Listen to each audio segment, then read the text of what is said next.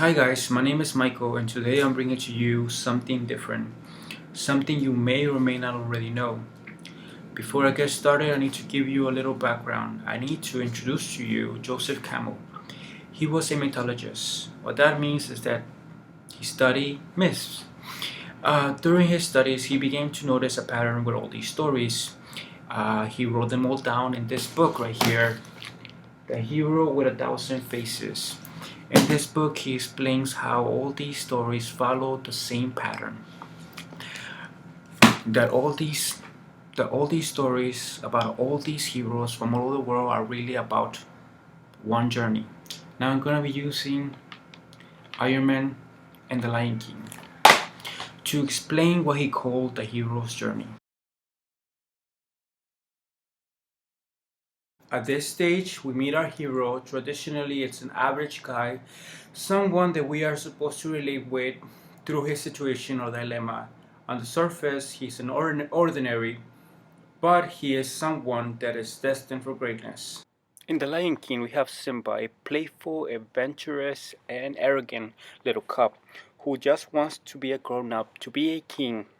He doesn't understand what he's asking for. He doesn't realize that, for him to be king, it means that his father has to die. Simba doesn't have any great ambitions. The main reason why he wants to be king is so that no one will tell him what to do. Being a Disney movie and their primary audience being children, he is a character that the audience can relate with. On the other hand, we have Tony Stark, the opposite of the average guy archetype. There's nothing ordinary about him. He's incredibly intelligent, very wealthy, and a womanizer. At this stage, he is known as the Merchant of Death. Before I continue, I have to explain a few things. One, I am leaving a few things out because of time reasons. And second, the hero's journey is a theory, it is not law. What I mean by that is that the hero at this stage will not always be someone that we can relate with. The main point of stage 1 is to show that the individual we meet now will not be the same person by the end of the journey. The view of the world and of themselves will change.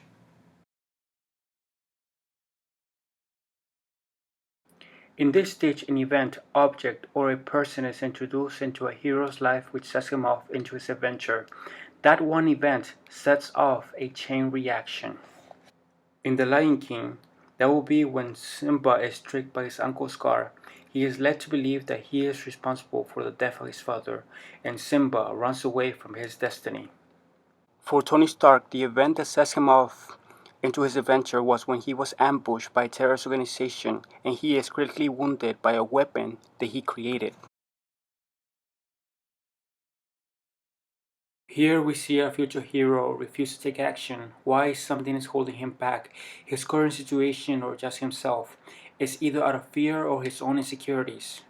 In The Lion King, we literally see the refusal of the call as Simba runs away across the desert. There he meets Timon and Pumbaa. For years, Simba continued to refuse to acknowledge his responsibility to his kingdom, his destiny. Now in Iron Man, we don't see the refusal of the call. We do see Tony refusing to create another missile for the terrorist organization, but that's stretching it.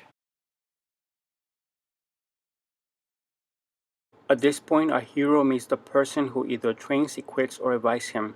Our hero gains courage and wisdom after this encounter. In The Lion King, I ran into some technical difficulties. I was originally taught that Rafiki was Simba's mentor. However, it turns out that he is supernatural aid personified. Simba's true mentor is his father. During Act 1 of the movie, we see Mufasa teaching Simba right from wrong and how to be a proper king. He is also the one that sets Simba in the right path again. In Iron Man, Dr. Yangsen is Tony Stark's mentor. He first equips him with the electromagnet that keeps him from dying.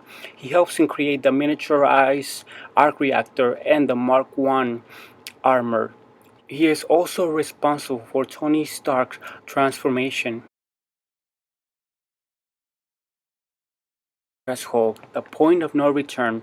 A hero is ready to take action and he knows what he has to do. In The Lion King, this is shown as Simba runs across the same desert we saw him run away from earlier.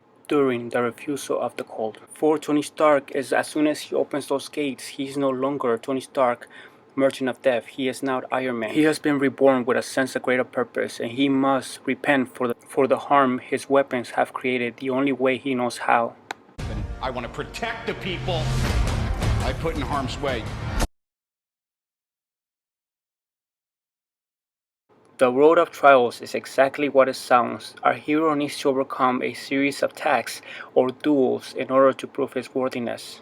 In The Lion King, Simba needs to overcome the hyenas with the help of his friends before he can face Scar.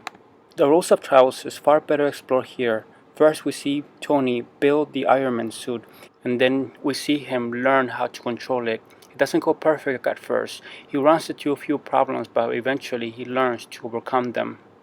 We see him in a few duels, but the main one is this one, where he faced a terrorist organization and he has full control of the Iron Man suit.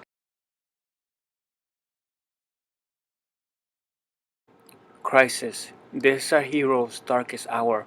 He goes up against our main antagonist and he faces a near-death experience. Didn't really notice it before, but in The Lion King there's a lot of repetition. Simba is once again emotionally manipulated by Scar, and we see a very familiar scene, but this time it's Simba that is holding on for his life. It took a while, but I'm finally feeling that I'm being repetitive. Here's Iron Man going up against his main antagonist and, not doing very well. Of course, he's not gonna die, but it's dramatic tension for the audience and it's good fun.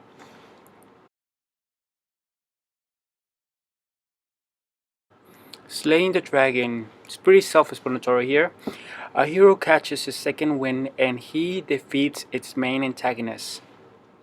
In The Lion King, we witness this epic battle of two lions and this really amazing bitch lap. On Iron Man, they did a few things differently. In The Lion King, being a Disney movie, they cannot have the main hero kill off the villain. We don't have that problem here. The main villain dies and Tony Stark doesn't do it by himself. It's with the help of Pepper Potts that Tony defeats his main antagonist.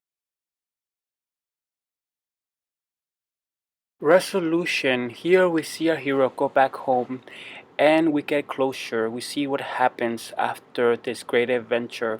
He is a changed man and a better person from it most of the time.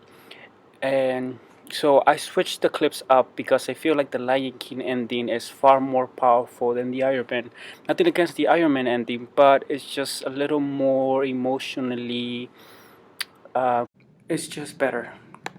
The hero's journey is about the never-ending story of self-reflection. It represents the struggles that we must overcome in life, and that's why this narrative is found in stories from all over the world. Now, the hero's journey goes by another name, the monomyth. Some of the most successful movies and books consciously follow this formula. To name a few, Star Wars, Harry Potter, The Matrix, The Lord of the Rings, and most recently, The Hunger Games. So next time you watch a movie, be aware of this formula.